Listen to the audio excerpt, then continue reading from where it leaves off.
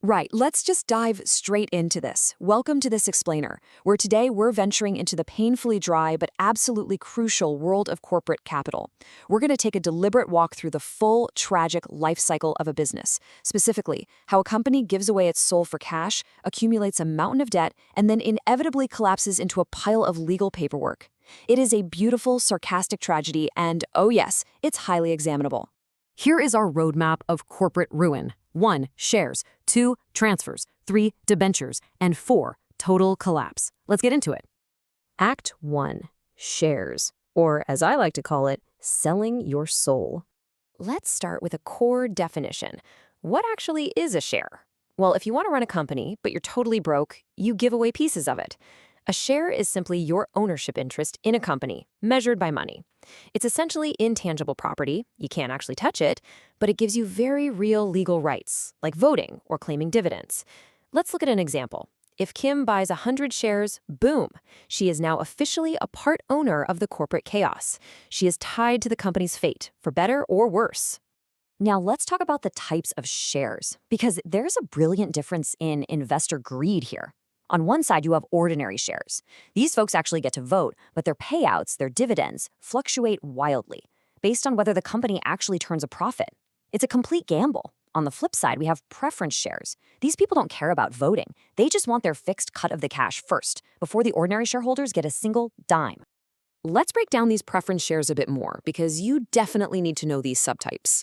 Say the company has a terrible year and fails to pay your dividend in 2024. If you own cumulative preference shares, that debt rolls over. You'll get paid that money in 2025 before anyone else sees a penny. But if you have non-cumulative shares, that 2024 money is gone forever, just vanished. Then you've got participating shares, where you get your fixed percentage plus a greedy little slice of any extra profits. And finally, non-participating, where you just get your flat rate and absolutely nothing more no matter how filthy rich the company gets. Moving right along to Act 2. Transfers, the paperwork of regret, and of course a little bit of fraud. When shareholders inevitably regret buying in and try to sell, it naturally triggers an avalanche of red tape. To legally offload your shares, you can't just shake hands on it. You have to follow 2 strict steps. First, you must deliver a proper instrument of transfer, an actual legal document, to the company. Second, the directors must not legally refuse it. Take the classic case of Ree Green. A man died, and the company's articles literally stated his widow should get his shares. But the court said, nope, too bad. Why? Because just having it in the articles isn't enough. You still need the proper transfer document. The law, as it turns out, doesn't care about your grief. It only cares about your paperwork. Now, sometimes directors in private companies have the power to refuse a transfer, especially if they don't like the outsider who's trying to buy in. But they have to play by the rules. In our first bit of corporate drama, the case of Reese Swaldale Cleaners Limited, the directors lazily waited 4.5 months to say no to a transfer. 4.5 months. The judge struck them down with a beautifully simple ruling. Refusal must happen within a reasonable time. This perfectly illustrates a key rule. If you're going to use your corporate power to block a stranger from joining your company, you have to do it actively, fairly, and promptly. You literally cannot just sit on your hands for half the year. But hey, where there's paper, there is forgery. Let's define a forged transfer. It's exactly what it sounds like, faking an owner's signature to illegally transfer shares. In the true crime saga of Sheffield Corporation v. Barclay, a joint owner just straight up forged the other owner's signature to steal the shares. The law here is crystal clear. A forged transfer is completely 100% invalid. It grants zero legal ownership. It's treated like it never even happened. So when this massive mess happens, who actually foots the bill? Well, the rules of liability lay it out. 1. The original true owner is safe. They get their shares back. 2. The first person who presented that fake document to the company, they have to compensate the company. And get this, even if they were totally innocent and had no idea it was a forgery, they presented the bad paper, so they pay. 3. If an innocent second buyer comes along later and buys those shares based on a bad certificate, the company might actually have to compensate them for the mix-up. Let's just pause for a second. Think about this. What if you're running your company, you're desperate to keep the lights on, but you absolutely refuse to sell any more shares? You do not want to give up a single ounce of control to outsiders. What do?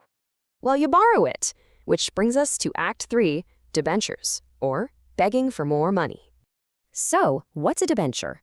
By definition, a debenture is basically a formalized corporate IOU. Unlike shares, which are ownership, this is pure debt. The money belongs to your creditors.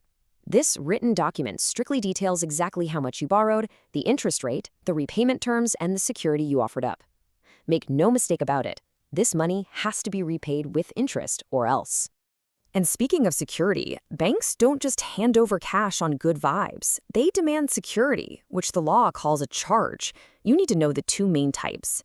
First, the fixed charge. This locks down a specific identifiable asset, like your company headquarters or a giant piece of machinery. You literally cannot sell that asset without the bank saying yes. Second, the floating charge. This one is a bit looser. It hovers over a changing class of assets, like the shoes sitting on the shelves of your retail shop. The charge floats, so you can still legally sell those shoes to regular customers in your day-to-day business. But watch out for a terrifying little concept called crystallization.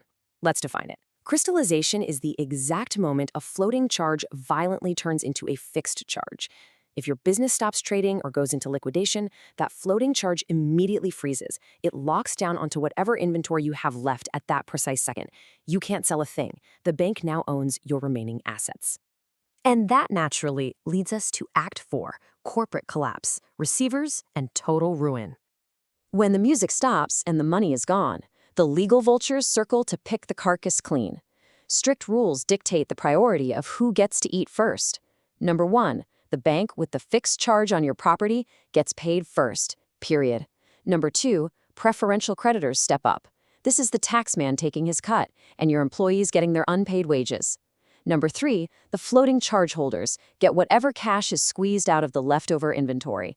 And finally, number 4, unsecured creditors, like your everyday suppliers. They get whatever scraps are left at the very bottom of the barrel, which, spoiler alert, is usually absolutely nothing. The power dynamic here is completely rigged. Unsecured creditors, they have to hire lawyers, sue you, and beg a court for a judgment just to force a winding up. It is painfully slow. Meanwhile, the secured creditors, the banks holding the debentures, they don't have to beg anyone. They can just bypass the court entirely, appoint a receiver, and sell your assets right out from under you. So who is this boogeyman? A receiver is a professional appointed to literally take your keys, lock you out, take control of your charged assets, and sell them off to repay that secured debt. And here's the most sarcastic, bitter irony in all of corporate law. Legally speaking, the receiver is acting as an agent of your company, not the bank. So they're dismantling your life's work and doing it in your name. There are 2 specific flavors of doom you should know. If a bank appoints an administrative receiver, that person takes over the entire failing business under a floating charge. Their only goal is to manage it just long enough to wring out enough cash to pay the bank back. But if a court appoints an official receiver, well, game over. That means you are hopelessly insolvent and they are there to handle the complete, total liquidation of the company. Okay, let's slow down and lock in a quick exam survival summary. Ready? 1. Shares equal ownership and variable risk. 2. Debentures equal borrowing and mandatory debt. 3. A fixed charge is strong, locked-in security on a specific asset. 4. A floating charge is weak security that lets you trade, right up until the deadly moment of crystallization. And 5, a receiver is the person who kicks you out and sells your stuff to pay off the bank. Keep these distinct and you might actually survive this topic. Having walked through this entire life cycle of corporate desperation, I want to leave you with one final thought. If your business officially dies tomorrow, who really gets paid first? Is it the loyal, unsecured supplier who gave you inventory on credit just based on a friendly handshake? Or is it the massive, faceless bank sitting comfortably on a registered fixed charge? Yeah, I think you know the answer. When the corporate ship sinks, the bank always gets a lifeboat before your suppliers even know there's a leak. Thanks for joining me on this explainer, and good luck navigating the corporate wreckage.